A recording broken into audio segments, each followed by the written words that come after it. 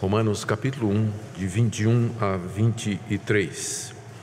Porquanto, tendo conhecimento de Deus, não o glorificaram como Deus, nem lhe deram graças. Antes se tornaram nulos em seus próprios raciocínios, obscurecendo-se-lhes o coração insensato. Inculcando-se por sábios, tornaram-se loucos, e mudaram a glória do Deus incorruptível em semelhança da imagem de homem corruptível, bem como de aves, quadrúpedes e répteis. Até aqui a leitura da palavra de Deus. Esses versículos que eu li, eles fazem parte da explicação que o apóstolo Paulo está dando à igreja de Roma, na carta que ele escreve, a respeito do estado em que a humanidade vive. O propósito de Paulo é convencer a igreja de Roma que é necessário pregar o evangelho aos pagãos, aos gentios, aqueles que estão longe, que nunca ouviram o evangelho. E Paulo tem em mente especialmente a região da Espanha, onde Cristo ainda não havia sido anunciado. Obviamente, muita gente, já naquela época, poderia pensar que, uma vez que as pessoas nunca ouviram falar de Cristo, ou nunca ouviram a lei de Deus, nunca tiveram contato com a revelação que Deus fez na Bíblia, essas pessoas estariam inocentes no dia do juízo. Porque em que base Deus haveria de julgá-las ou condená-las? Elas nunca ouviram falar de Jesus, elas não conhecem a lei de Moisés. Seria Deus justo em condenar essas pessoas, o indígena que vive longe da civilização cristã, ou os povos que vivem em regiões como os desertos, os berberes, ou o povo que vive nos polos, e povo inalcançado ainda, que nunca ouviu ou teve contato com a civilização?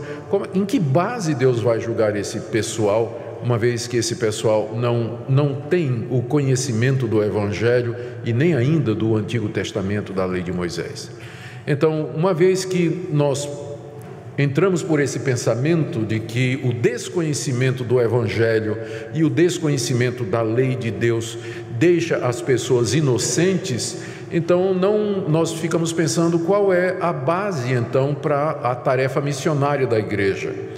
Porque veja como fica a dificuldade. Está lá aquela tribo morando lá no interior do Amazonas, nunca teve contato com o Evangelho, portanto elas não sabem, os membros da tribo não sabem quem é Jesus, e lá tem a sua religião, adora os seus deuses, segue os seus costumes e estão salvos, porque eles nunca ouviram falar de Jesus. Então Deus não vai poder perguntar: por que você nunca aceitou Jesus? Porque a resposta vai ser: quem é Jesus, não é?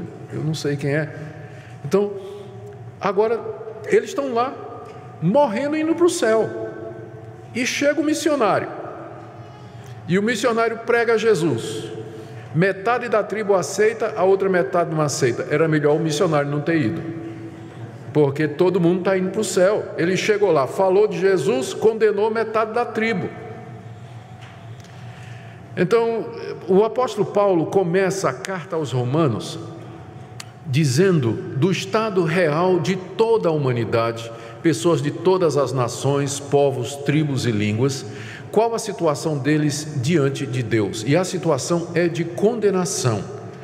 Só que a condenação, ela será proferida por Deus, ela é passada por Deus, não com base no Evangelho ou na lei de Moisés, mas com base naquilo que nós chamamos de revelação natural, e que Paulo explica nos versículos iniciais dessa passagem que nós já começamos a expor alguns domingos atrás. No verso 18 nós vimos que a ira de Deus se revela do céu. Deus lá do céu fala que Ele está irado, que Ele existe e que Ele está irado. E esse conhecimento vem na consciência das pessoas. E Deus está irado porque as pessoas detêm a verdade pela injustiça. Essa revelação que Deus faz de si mesmo é encontrada pela rejeição dos homens e sufocada, trazendo impiedade e perversão. No verso 19, Paulo diz que a ira de Deus é justa, porque o que de Deus se pode conhecer se manifestou entre eles, então eles não são tão inocentes assim. Deus se revelou na consciência deles, eles sabem lá no íntimo do coração de que existe alguém maior do que eles, um ser superior a eles, e que esse ser superior, ele está irado pela maneira como os homens se comportam. E no verso 20, Paulo vai mais além e diz que além desse conhecimento de Deus na consciência, existe também o conhecimento de Deus na natureza. O verso 20 diz que os atributos invisíveis de Deus, as qualidades invisíveis de Deus, elas se tornam visíveis por meio das coisas que foram criadas. A natureza diz que Deus existe, que Ele é poderoso, que Ele é eterno e que Ele é distinto da sua criação. Por isso, Paulo termina o verso 20 dizendo: estes homens são indesculpáveis. No dia do juízo, eles não vão poder apresentar a ignorância como sendo a base da sua inocência, porque Deus vai dizer: eu não estou lhe julgando porque você rejeitou Jesus, eu estou lhe condenando porque você sabia que eu existia, você sabia que eu sou santo, você sabia que eu sou eterno, que eu sou todo-poderoso, que eu criei todas as coisas, que eu tenho um código do que é certo e do que é errado, mas o que é que você fez? Você suprimiu essa verdade. Você rejeitou o meu conhecimento na sua consciência e o conhecimento que vem através da análise e da contemplação da natureza, que desde o início da criação do mundo fala com clareza que existe um Deus. Essa é a razão pela qual Paulo quer ir pregar o evangelho na Espanha, porque os espanhóis estavam perdidos, e não só os espanhóis, mas todo mundo pagão. Há séculos estas pessoas vêm morrendo e indo para o inferno, e não há injustiça em Deus, porque elas rejeitam em seus corações a verdade de Deus exposta na sua consciência e na natureza que brilha ao nosso redor. Por isso que missões é tão urgente e tão importante. Do verso 21 até o verso 23, que foi a passagem que eu li, o apóstolo Paulo explica esse processo de rejeição. Qual foi o mecanismo? Como é que isso acontece? Como é que as pessoas, partindo da revelação de Deus na consciência e da natureza, eles se afastam de Deus e são o que são, e se tornam o que são no dia de hoje? Nós encontramos então esse processo descrito pelo apóstolo Paulo aí na passagem que nós acabamos de ler. O verso 21 então estabelece, em primeiro lugar, que essas pessoas têm conhecimento de Deus, porquanto tendo conhecimento de Deus. Conhecimento aqui é consciência da realidade de que existe um Deus e que Ele não é como nós, que Ele é distinto de nós, que foi o que Paulo explicou nos versos anteriores. Então, em todo ser humano há o conhecimento de Deus. Em teologia nós chamamos isso a imagem de Deus, baseado lá no relato de Gênesis, onde diz que Deus criou o homem à sua imagem e à sua semelhança. E os nossos filhos e os filhos dos nossos filhos, eles vão trazer e transmitir essa imagem de Deus. A humanidade foi feita à imagem e semelhança de Deus. Então, todo ser humano que vem a esse mundo, ele já traz o conhecimento e a semente de Deus no seu coração. O ateísmo, o virar as costas para Deus, o ignorar Deus e fazer de conta que Ele não existe, não é natural. É o resultado deliberado, é uma decisão deliberada que a pessoa toma de ignorar as evidências claras na sua consciência e na natureza de que existe um Deus e que esse Deus não é igual à criação. Então, eles têm conhecimento de Deus, ninguém pode alegar ignorância no dia do juízo, nem eles e nem nós, muito menos nós, que recebemos, além da revelação na consciência e na criação, a revelação especial de Deus, onde Ele, com muito mais clareza do que na criação, Ele diz quem Ele é, quem nós somos, por que nós somos assim, e Ele apresenta o convite e nos chama para nos reconciliarmos com Ele mediante o Seu Filho Jesus Cristo. Ora, se esses povos que nunca ouviram são indesculpáveis diante de Deus, quanto mais você, que além da revelação na consciência e da criação, ainda tem o privilégio de ter recebido a revelação especial, nasceu num lar cristão, foi educado desde cedo no conhecimento da verdade. Então, o julgamento será ainda mais severo para aqueles que tiveram mais luz e tiveram mais conhecimento de Deus. Mas o ponto é esse: Todos têm conhecimento de Deus. Ateu, ninguém nasce. É uma decisão que você toma. É uma opção que você faz. Agnóstico, idólatra, rejeitar Deus, viver como se Deus não existisse, é uma decisão que você toma. Não é algo que a sua natureza, por nascimento, lhe impele, embora ela seja manchada pelo pecado e ela esteja corrompida. Mas não a ponto de sufocar totalmente a consciência de que há um Deus. Bom, há esse conhecimento. No verso 21, ainda, Paulo diz o que é que as pessoas fizeram com esse conhecimento. Elas deveriam ter feito duas coisas. Primeiro, elas deveriam ter glorificado a Deus à luz da consciência e da criação. E segundo, deveriam ter dado graças a Deus. Veja como Paulo diz: portanto, ou porquanto, tendo conhecimento de Deus, não o glorificaram como Deus, nem lhe deram graças. Pelo menos duas coisas os pagãos poderiam ter feito. Os gentios, aqueles que nunca ouviram o Evangelho e nem sabem quem é Deus, eles podiam ter glorificado a Deus, do tipo assim: eu não sei o nome de quem fez todas essas coisas, eu não conheço em detalhes quem é essa pessoa, mas claramente o mundo não apareceu do nada, claramente o mundo não é fruto do acaso, há um eterno poder por detrás. A matéria não apareceu, a matéria não gera matéria, e do nada, nada se produz. Tinha que ter alguma coisa antes. E o ser humano deveria ter se curvado diante desse poder, diante dessa realidade, e glorificado o nome de Deus.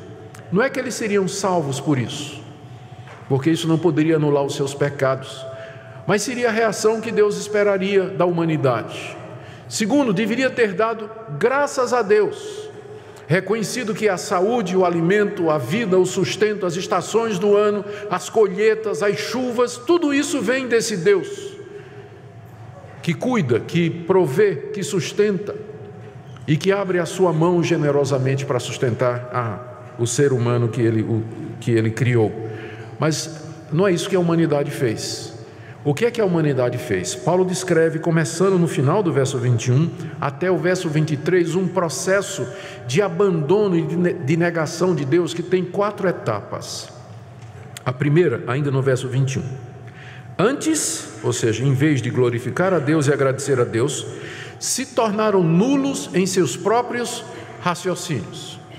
Primeira etapa do processo, primeira fase do processo, é quando a pessoa começa a raciocinar sem levar Deus em consideração. Não é que raciocinar é errado. Às vezes cria-se uma antítese falsa entre razão e fé. Não é uma antítese real essa. Uma pessoa pode ser uma pessoa que crê em Deus e ela usa muito bem a sua razão. Aliás, a razão foi dada ao homem para que ele pudesse ler a natureza, interpretar a natureza, compreender as coisas de Deus e ter uma noção da existência de Deus e da sua ação e atuação no mundo. O problema não é raciocinar. Há muitos intelectuais cristãos. Os que nos deram a ciência moderna eram cristãos, os primeiros cientistas que nos deram a ciência moderna nos seus vários e diferentes ramos, eles eram crentes em Deus. Então não existe incompatibilidade entre raciocínio e a crença e a glorificação e a gratidão a Deus. O problema é quando você começa a raciocinar e você deixa Deus de fora. E aí você perde a referência. Você começa a pensar que a razão por si só, ela pode explicar o mundo, pode explicar a nossa origem, quem nós somos, por que nós estamos aqui, para onde nós vamos e como é que o universo funciona. Fora do conhecimento de Deus, não tem como achar respostas para estas grandes questões que a humanidade vem fazendo desde que ela se entende por humanidade, que são as questões mais antigas e que sempre acompanharam a raça humana. Os homens entronizaram a razão, pensando que o raciocínio lógico, a análise racional das coisas, o método científico ou a razão pura poderia obter essas respostas e chegar finalmente às questões últimas. Mas a realidade é que isso não aconteceu.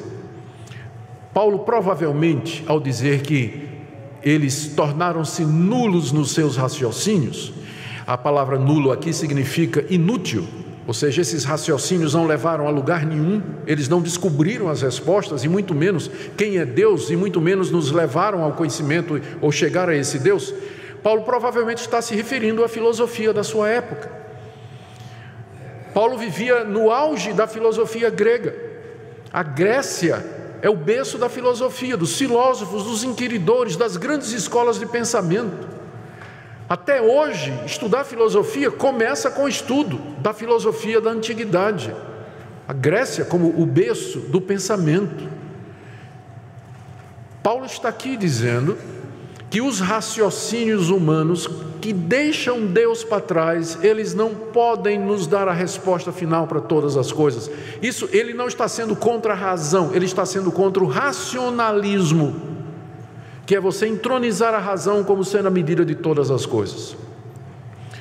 Alguns séculos atrás, um movimento surgiu na Europa chamado de Iluminismo, e que tinha como objetivo exatamente dizer isso. O iluminismo foi uma revolta contra a religião e contra o controle da igreja sobre as universidades e sobre as decisões do povo.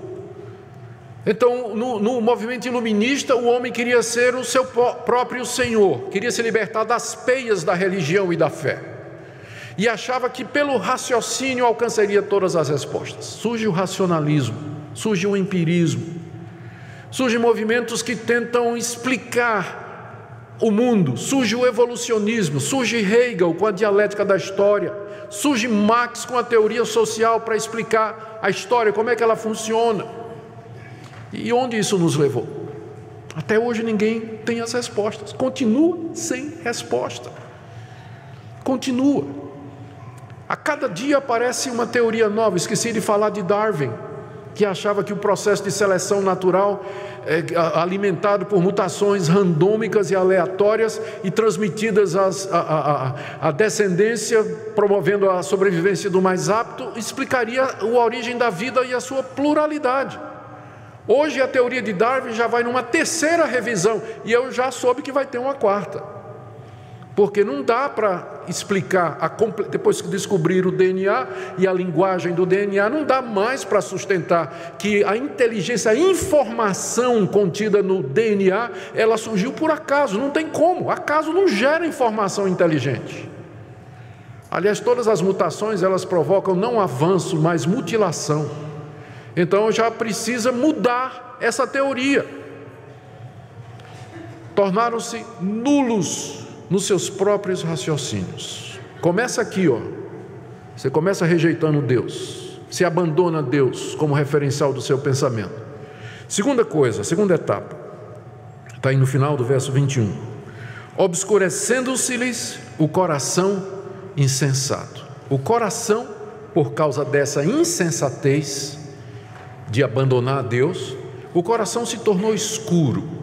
Nós não temos luz própria dentro de nós, pensando fisicamente. A luz vem de fora. A luz vem de fora e ela entra através dos nossos olhos, que aí informa a mente do que é que está acontecendo. Mas a luz vem de fora. Se cessar a luz lá fora, nós vamos entrar em trevas. Todo mundo sabe o que é ficar num quarto escuro de noite, né? Não tem luz e, portanto, você está na mais completa escuridão, está em trevas.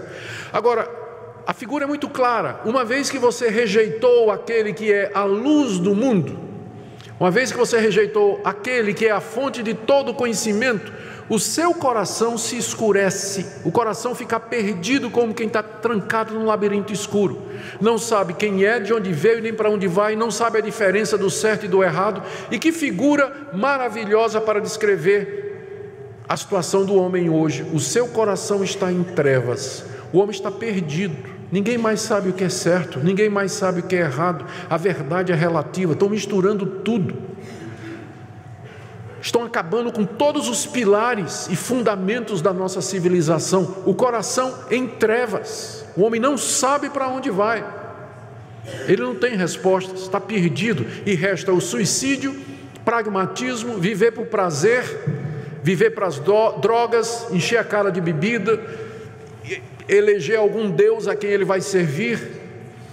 Essa é a situação que nós estamos vivendo. Terceira etapa, primeiro a mente, depois o coração. Terceira está no verso 22. Inculcando-se por sábios, tornaram-se loucos. O pior, nessa terceira etapa, é que a humanidade perdeu o senso de autoavaliação. Se inculcando por sábio, inculcar quer dizer se reputar, considerar-se. Eles começaram a se considerar como sábios. Acharam que agora eles estavam sendo inteligentes, porque abandonaram Deus e estavam achando suas próprias respostas, estavam criando suas próprias teorias, ou achando a solução para os grandes enigmas do mundo. Então eles começaram a achar que eles eram sábios, e Paulo diz que na verdade eles estavam se tornando loucos. Uma pessoa pode ser intelectualmente muito capaz, ter um PhD, DDD, TNT, ODD, tudo quanto é de título que tem aí, e ser louco, absolutamente louco. Eu conheci vários, no tempo que eu labutava no campo da universidade, pessoas com doutorado em Oxford, Yale, Princeton, Harvard, na PUC, na USP, mas completamente perdido na vida pessoal, casamento arrebentado, ex-mulher, brigando, filhos totalmente desregrados, não tinha como conviver com os outros professores, era belicoso, cheio de raiva, completamente incerto, não sabia das coisas. Esse cabeção, cheio de diploma na parede, dizendo-se sábios, abandonaram a verdadeira sabedoria, que é o conhecimento de Deus. Essa é a verdadeira sabedoria, ela começa com o conhecimento de Deus, senão ela vai se tornando loucura, e cada vez mais, começa na mente, desce para o coração. O próximo passo é você já não enxerga mais a verdade sobre você, você pensa que é sábio quando você está sendo louco, você não consegue mais entender, você não se enxerga mais, não tem mais capacidade de diagnóstico da sua real situação. O penúltimo passo está no verso 23. Mudaram a glória do Deus incorruptível em semelhança da imagem de homem corruptível, bem como de aves, quadrúpedes e répteis. Oh, a ironia disso aí. Eles rejeitaram o Deus Criador, Senhor dos céus e da terra, mas não conseguem ficar sem deuses. Não conseguem. O homem é religioso por definição, porque ele foi feito à imagem de Deus. A natureza dele clama para se prostrar diante de algum poder superior. Ele não tem como fugir disso. O homem é religioso por definição. Se ele não vai adorar o verdadeiro Deus, ele vai criar algum Deus para adorar. O homem sempre será encontrado diante do altar de algum Deus, se não for do Deus verdadeiro, diante de um Deus que ele inventou. Mas todo homem é religioso, todo homem tem uma religião. Ateísmo é uma religião, agnosticismo é uma religião. Todo homem tem uma religião, não tem como escapar. No caso aqui, essa religiosidade leva o homem, no caso de Paulo, pensando no paganismo, leva o homem à idolatria. Ele diz no verso 23 que mudaram a glória do Deus incorruptível em semelhança da imagem de homem corruptível, bem como de aves, quadrúpedes e répteis. Ao que Paulo está se referindo? Ao fato de que o mundo pagão era um mundo idólatra. Esse mesmo mundo que se achava sábio, que começou a raciocinar, usar o intelecto para descobrir a verdade, era o mundo mais idólatra que havia naquela época. A ironia disso aí, os gregos, berço da filosofia. Paulo esteve em Atenas, capital da Grécia, capital intelectual do mundo da época, conhecida pelas suas escolas de filosofia, pelas suas bibliotecas. Lá viveram os grandes filósofos, era lá que eles discursaram. Paulo chega em Atenas, o que é que ele vê em cada esquina? Um altar. Ele não podia dar 2 passos que não encontrasse um altar a algum Deus. Tinha até um altar ao Deus desconhecido. Tinha até um altar ao Deus desconhecido. A idolatria que caracteriza aquele mundo, Paulo diz que é o resultado dessa etapa. Você rejeita o verdadeiro Deus, você vai acabar debaixo de um falso Deus. Mas você não vai ficar sem Deus. quer seja o verdadeiro, quer seja o falso. Porque você não pode escapar disso. É da natureza do homem feito à imagem e semelhança de Deus. E Paulo acrescenta aqui, o que ele diz aqui, mostra a bobagem, a troca que eles fizeram. Eles trocaram a glória de Deus para adorar a criação. O Deus glorioso foi trocado pela sua criação caída. Trocaram a glória do Deus incorruptível para adorar homens, animais, bestas, aves e répteis corruptíveis, quer dizer, mortais, que se corrompem, vão morrer e o corpo vai apodrecer. Trocaram a glória de Deus pela imagem de uma imagem de uma imagem. Pensaram nisso aqui? O homem é a imagem de Deus. Eles fizeram uma imagem do homem que é uma semelhança da imagem de Deus que está no homem. São 3 passos aqui, são 3 imagens. Quando você deixa a realidade, você acaba adorando uma imagem da imagem da imagem. Agora, eu creio que fica óbvio que a gente não pode olhar para essas religiões como sendo expressão inocente de pessoa sincera, que sente que tem um Deus, mas não conhece a verdade. Já ouvi muito isso, eu creio que muita gente também, é muito popular isso, né? De que as religiões, as outras religiões, elas são expressão da sinceridade do coração de pessoas que não conhecem a Deus e adoram o que eles acham que é Deus. Não é assim que Paulo vê. Paulo vê as religiões idolátricas ou politeístas como sendo expressão da rebelião do coração contra o conhecimento de Deus. A natureza e a consciência dizem que Deus não é a árvore, o sol, a lua, a estrela, o pau e a pedra ou qualquer outra criatura. Idolatria é rejeição do conhecimento de Deus. Não tem religião fruto da inocência. A parte do conhecimento verdadeiro de Deus, não há religião verdadeira, mas aquela criada pelo homem. Paulo está se referindo às religiões da sua época. Homem. Quando ele diz que eles adoram o homem, a gente pensa na hora no César. César era adorado como Deus. Pensa logo no faraó, que era considerado filho dos deuses lá no Egito. Aves, logo me vem à cabeça o pássaro íbis, que era adorado no Egito. Quadrúpedes, o boi apis, adorado no Egito. Répteis, o crocodilo do Nilo, que era considerado como um deus. A relação é grande. Dos animais que eram adorados, cultuados, até o dia de hoje, a vaca na Índia, em tantos outros lugares você vai encontrar a adoração da criação. Quer saber uma versão mais científica disso?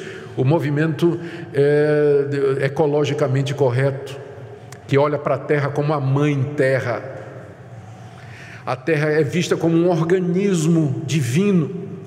E muitos fazem da defesa do meio ambiente e da ecologia uma verdadeira religião, a ponto de se jogar na frente das lanchas, dos baleeiros, em frente das usinas e fazer protestos e tudo mais. É uma religião, adorar a terra.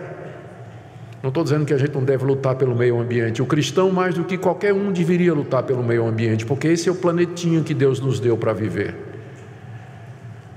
Mas as pessoas acham que a terra é divina, adoram a terra, são chamados de panteístas. Deus é tudo e tudo é Deus. E quando eles não estão diante dessa idolatria grossa aqui, né, rudimentar, eles estão adorando outra coisa, o dinheiro. O dinheiro é chamado na Bíblia de Mamon, é o nome de um Deus. O dinheiro é um Deus rival do Deus verdadeiro. Quem é que você serve? Para que você trabalha? O que é que lhe traz prazer? O que é que você almeja mais na sua vida? Invariavelmente o nome dinheiro acaba aparecendo nessas respostas. Se isso é verdade na sua vida, então saiba que você é um idólatra. O apóstolo Paulo diz que a avareza é idolatria. A avareza, o apego ao dinheiro é idolatria. Então o homem moderno é avaro, ele vive para o dinheiro, ele quer enriquecer. Ele vive para isso. Não é que nós não precisamos trabalhar, economizar e ajudar outras pessoas, mas é diferente de você amar o dinheiro e correr atrás do dinheiro como sendo o Deus da sua vida.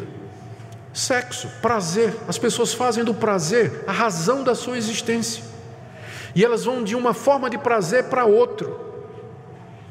O que querem é se sentir bem, satisfazer os desejos. O prazer se tornou o grande Deus, o grande ídolo da sociedade pós-moderna. E tantos outros poderiam ser colocados aqui. Nossos filhos podem virar nossos ídolos. O meu marido, minha esposa, meu namorado, minha namorada. Quanta coisa que a gente pode colocar no lugar de Deus, mas a verdade é que sempre você vai ter alguém a quem você presta, a quem você entrega o seu coração. Sempre vai ter alguém a quem você rende a sua mente e a sua alma. E o apóstolo Paulo está dizendo que a humanidade fez isso, adorando a criação, adorando a criatura e rejeitando o verdadeiro conhecimento de Deus. O último passo que Paulo menciona, nós veremos na próxima mensagem, que é a imoralidade, a corrupção final de todos os costumes, está do verso 24 até o verso 32. Nós vamos ficar por aqui e terminar com algumas orientações ou pontos práticos do que nós ouvimos aqui.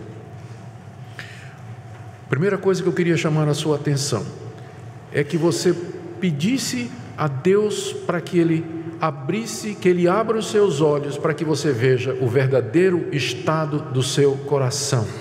Isso aqui, embora Paulo tinha um mundo pagão em mente, é uma descrição do seu coração, é uma descrição do meu coração e do seu. Todos nós temos um ateu dentro de nós, todo crente tem um ateu dentro dele, alguém que quer rejeitar o conhecimento de Deus, que quer ser autônomo, que quer seguir a sua própria vida, que quer adorar quem ele deseja adorar, o Deus que ele inventar, que foge da submissão a Deus. Isso está no meu coração e no seu, e por isso nós não podemos nem por um momento baixar a guarda. Se você baixar a guarda, o ateu levanta. Você tem que fazer você tem que dizer assim: cala a boca, né? Fica quieto aí.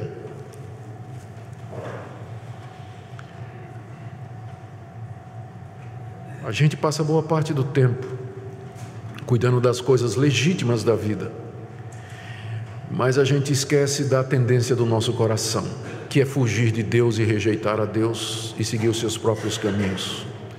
Essa é a razão pela qual muita gente que frequenta a igreja, ela não tem um comportamento de crente. Ela confessa a Deus com a boca, mas é um ateu na prática. Vive como se Deus não existisse. É o pior tipo de ateísmo. É professar a Deus, mas negar a Deus pelas suas obras. Paulo menciona isso na segunda carta a Timóteo. Aqueles que professam a Deus, mas negam a Deus pelas suas obras, pelo seu comportamento, pela sua atitude. Então examine sua vida à luz disso. Essa palavra está sendo pregada e ensinada para que você examine o seu coração e a sua vida. Talvez seja preciso que você se quebrante diante de Deus, reconheça esse processo degenerativo no seu coração e na sua mente, identifique isso e diga: Deus, eu quero uma mudança de paradigma, de mentalidade, de cosmovisão. Eu quero uma mudança da maneira como eu enxergo o mundo. Salva-me de mim mesmo, porque se o Senhor me abandonar, eu estou perdido. Estarei como esses idólatras aqui. Estarei como esses idólatras aqui. Espero também que essa palavra, ela nos ajude a deixar claro por que é que você precisa de Cristo, por que é que você precisa de perdão, por que é que você precisa do poder do Espírito Santo. Esse processo degenerativo, ele nos mutilou de tal maneira que o que nós precisamos não é de band-aid, nós precisamos não é de uma cirurgia, emenda aqui, emenda ali, nós precisamos de ressurreição, precisamos de uma mudança que só Deus pode fazer, e Ele faz isso pelo Evangelho de Jesus Cristo. Não há outro poder que possa impedir esse processo de degeneração mental e espiritual em você, que não o poder de Deus mediante Jesus Cristo, para lhe dar uma mentalidade cristã, um olhar cristão para o mundo, e você entender o mundo a partir de Deus e da verdade dEle, e se submeter a Deus. Não há outra esperança a não ser realmente no Evangelho, e que hoje seja a ocasião em que você se curve diante do Senhor, Criador dos céus e da terra, e diga: Deus, tenha misericórdia de mim, pecador. Eu preciso da tua graça, da tua luz. Estende a tua mão e me tira dessa situação em que eu vivo. Que Deus nos ajude, irmãos, que Ele ouça a nossa oração e que Ele tenha misericórdia de nós e que no Evangelho do Seu Filho nós encontremos plena paz, redenção e uma mudança de vida para a vida eterna. Amém.